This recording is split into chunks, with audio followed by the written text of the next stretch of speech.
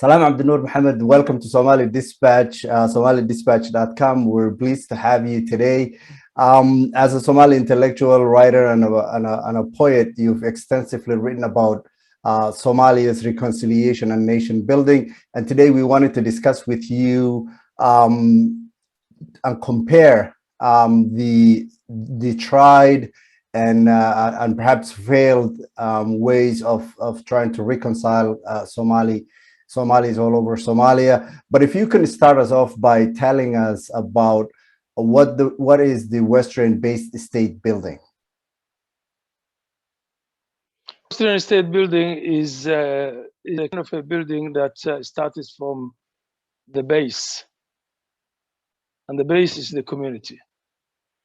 But the main condition of state building in the West, as far as I have learned through reading and through interaction with people in different backgrounds, it's knowledge-based state building system.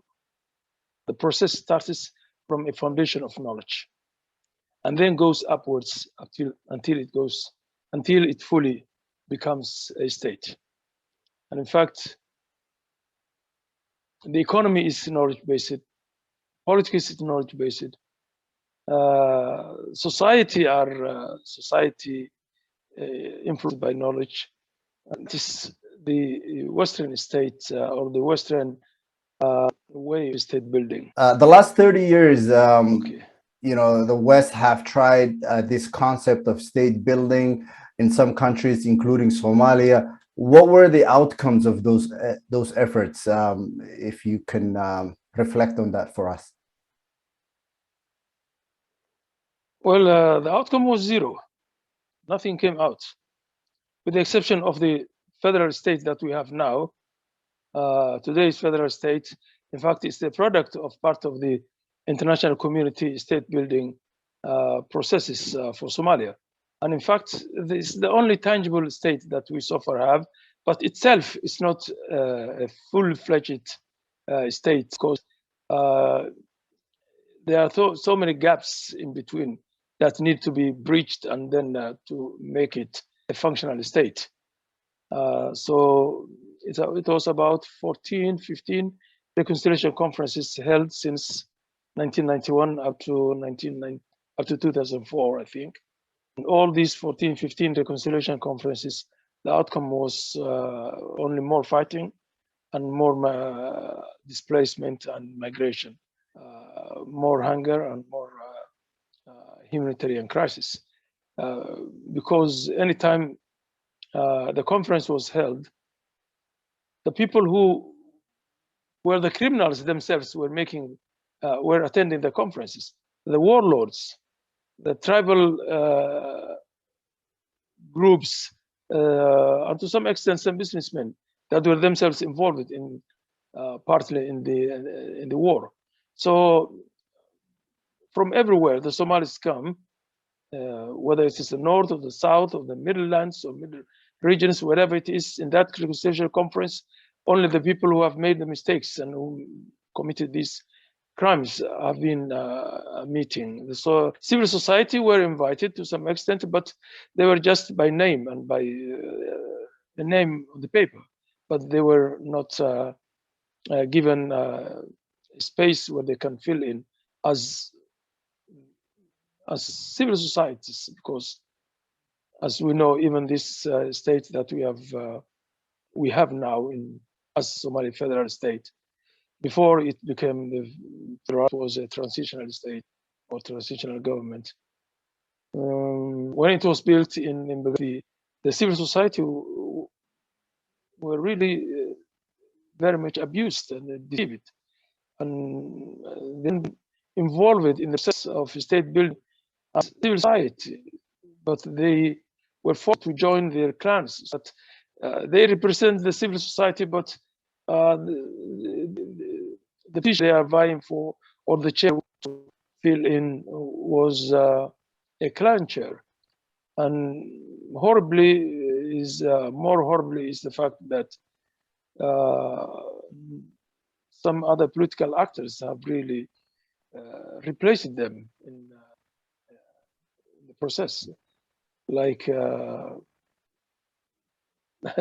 previous ministers in the military regime came back and they took over the positions of the civil society, and then they became part of the government. So that was really very bad. So the state building was quite different from that of Western state building, because as I told you, the Western state building starts with a community of knowledge or education, or whatever it is. Not necessarily that people are educated, but it was apart from a paradigm of education and knowledge. And then the process was continuing like that. And then the knowledge was part and parcel of the state building. And there were some mechanisms of spreading education and culture and through state institutions. And so always the priority was the education, but here the priority was the clan. Education had no priority. It should have been observed through the civil society, but they were not given the right share of the state building processes. So that is why things have been falling apart. Anytime something is built for Somalia, as soon as you go back home, then new fighting started. It was a means of preparing for a new war. It was a respite for a new war. So they were just trying to find a time so that they can prepare themselves for a new war. So it always have, because clans, you cannot reconcile clans through clan means. Clans know only fighting. They only know killing each other. So anything shared by clan ends up in fighting. So that is where the international community went wrong. So we want now to have a state built outside the clan box. We are not fighting against against the clan system. No one can deny a Somali to be part of his clan or to claim that he belongs to such and such clan. It is his right, his birthright. So we cannot. So we don't want it to be moved into, brought into the state camp. If you want to be part of the parliament, come as Abdi-Noor with his background, knowledge. Everybody must be subject to tracing and tracking and everything and checking in every aspect, and then coming up with the conditions necessary to fill that position. If he's a minister or a prime minister or an MP, whatever it is, must be some kind of a reference, some kind of a background. But now it's just the clan, who the clan wants to represent them. And it's really a mess, because call people from abroad and someone who hasn't been to Somalia for maybe 20, 25, 30 years, but because he is the right person in the clan hierarchies.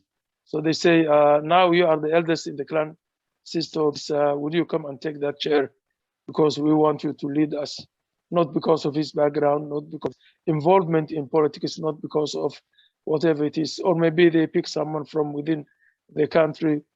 So the only condition is that where is he in the clan hierarchy to represent or to lead the clan? And once he goes to the parliament, he's representing his clan. He's not representing the state, or parliament never represents state. In fact, it represents the people. In fact, so well, he's not representing the people. Right. He's representing his clan. Right. So maybe perhaps there is a opportunity here to explain a little bit about what you call and extensively written about, which is homeborn democracy. What does that mean for Somalia? Homebound democracy means a democracy that hasn't been imported from the West. Because two things is very dangerous to be exported: socialism and democracy. If you export socialism, it has got its own conditions to start a socialist revolution in a country. And if these conditions are not ripe, if you force them, then subject the people to take socialism, as we did in 1970. 75% of nomadic rural background people. And if you read and go back to the texts of Marx, Karl Marx and his associates, if you read their works, they say, no, it has to start from by the works. So we didn't have any workers. What was the size of the working class in Somalia by the time we were taking socialism? It was just a rhetoric and some kind of imposition of a foreign ideology into the Somali minds, just for some other reasons, militarization of or exploitation, whatever it is. And that is what the Soviets were using all around the world.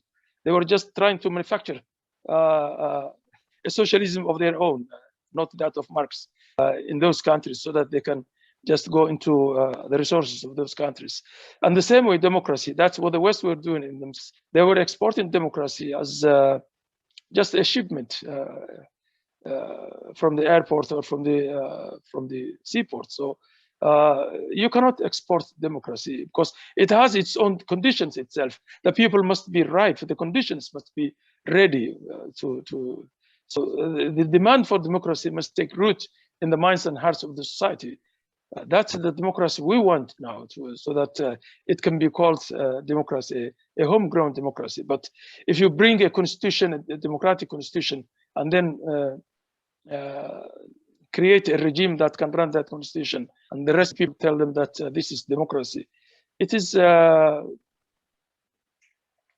do you call it? That's plastic surgery. It's not real democracy. Right. So, so perhaps Somalia's heritage and culture could be used to reestablish the state. How can that be done? Well, it could be done by because the knowledge is there already, but it's not the written knowledge that the West have. The condition is that people know about it, not condition that they have all PhDs and all. Because in South Africa, for example, one of the things Mandela protested against the white minority was that the people must be educated for their vote, and he told her that voting has nothing to do with education. Just to cross a paper or a text, it doesn't demand a high level of education. So the knowledge is there. The Somalis have got a wealth of knowledge, a cultural knowledge.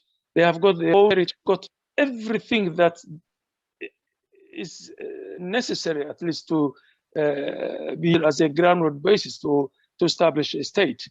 But that knowledge must be institutionalized. It shouldn't come like as it is now. It's coming. It's flowing now into the state, in the clan, in a form of clan. We don't want that kind of flow of mixing clan into the state and politics and all. We wanted the clan to be institutionalized, and then we go into the clan and then pick it. It's rich. The Somali culture is rich, and the cultural heritage, if we put them together and then go back to the history and use our language, and then we create our own identity as we have had before, the Somali identity, and then we put all these things together and come up with something called a homegrown democracy. It just demands some kind of an effort that the intellectuals must come together and try to formulate the way they can exploit or they can mine the richness of the cultural heritage of Somalis, so that they can bring some out that can be used into state building. But state building needs some kind of engineering. You have to be an engineer.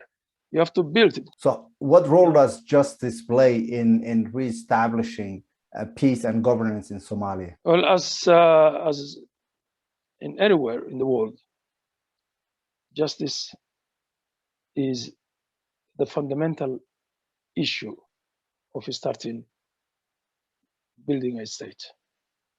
If you start from somewhere else, then you get wrong with the state building, and eventually it will fall down. The justice is the base, very strong base, depending on the way you establish it, the judiciary, the prisons, the police force, the infrastructure, all judiciary infrastructure, the way you establish them, it depends. So if you build upwards, if that state have got some problems, some flaws at the top level, it will not crumble over it, like many African states, as it happens in many parts of the world, and in particular Africa. Because the base will always hold the state. If something goes wrong in the top, there's always a means to reconcile, means to replace, means to, and even if the state falls, the nation will not fall too. The nation will be intact. That's why it's important to have a very profound judicial base for starting state building. Yes. Otherwise, you start with the top. You are a military, you are a general, you take over from civilian government, and then you full force. Then that force, people will resist, and something happens. There's no justice, or maybe strong judicial base. Then everything will fall apart. So the justice run with a very transparent state functionalities, coupled with the state functionalities. That will really an ideal state. That's the ideal state. So Right. justice is very important. It's the base, is the beginning. But before you arrive to justice, you have to go through many other. You have to stop over different stations, of state building. As I go, because I did not arrive just by chance or by accident. That justice is the base for all state building modalities. So I came by research. Let me say. Right. I came by research. Right. So finally, all of these concepts are extensively written by Somali intellectuals and others. What is needed from the country's scholars in establishing a new state model for Somalia in 2021? Well, the important thing is that they must have a model first. The problem is that they don't have it. They just come together, talk about how to build the state, about how to replace this one over there. They invest a huge amount of time and they sit and everything, even though it never happened like that before. We haven't seen intellectuals coming together and talk about this. We have seen intellectuals going to their own clan leaders and asking them to give them a job. We didn't see the intellectuals coming together, thinking about how to build a state, how to come some kind of a model, or how to reframe even the present we have into a better one, into better shape. And we haven't seen those intellectuals, and we don't have. We have the intellectuals, but we need some kind of a vision that can guide them to that to a point where they have to ask themselves, it can't go like this anymore. We have to take it over. We have to stop it here. Stop it here. And we have to stop anything else we are doing. Let's get together, sit down together, okay? And then we sketch out different types of models. See, one will draw a triangle, another will draw a rectangle, another will draw, no, it has to look like a circle, it has to look, so we put all these triangles, circles, and rectangles, and so we come up with some kind of a design, which we are all agreed upon. And then maybe look support for this kind of a model from within and from without. It just depends the way we see it. But the present approach of the intellectuals is not geared towards, directed towards the goal of state building. They have the feelings that things are not going right, and they like to change it. But I read a number of papers from Harvard. All the thoughts of state building are there. We have super intellectuals, they can say. You see, so we have so many people. We have a lot of. It's Somalia today is not like the SYL days, and you know how much effort they have done, how much good they have done for the people. Somalia today is really rich in knowledge, both traditional knowledge and in the Western knowledge, whatever, or even in the Sharia knowledge of the Islamic dimension. So it just because the vision is missing, the vision. Where how do we want to design a model? So we are all looking for the Western people to come and give us some kind of a model so that we'll all follow. We fight over it, even like what's going on now. Dorosha is not coming. Inter is not coming. So many things are coming. It's just a waste of time, waste of resources, waste of life. Because the state and the nation and the people who should fill the posts or be, they are not compatible to each other. They don't fit to each other. You know, the state must come from the nation, but the state we have today has come from, where has it come from? From the warlords. Came from people who have nothing to do with the state. There was no nation in Nairobi. The Somali nation is inside Somalia. You see, and the nation did not, and the people who built the state were representing the nation. They were the prison guards, I can say. They held a prison and they had the keys of the prison. So that's why they were respected to attend this reconciliation conference. And they came back with their keys. Nothing is correct, I can say. The only correct thing is that we have a symbolic state, some semblance of a state. So people have got breathing space now that they can build houses, they can run businesses, though Al-Shabaab is also giving their share of a bit of trouble.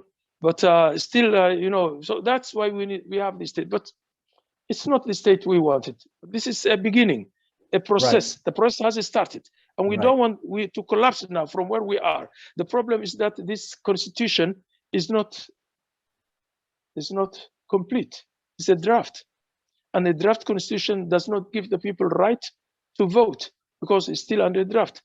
And they are not completing this. They are not finalizing this constitution. Because if they finalize, then the power will go back to the people. Right.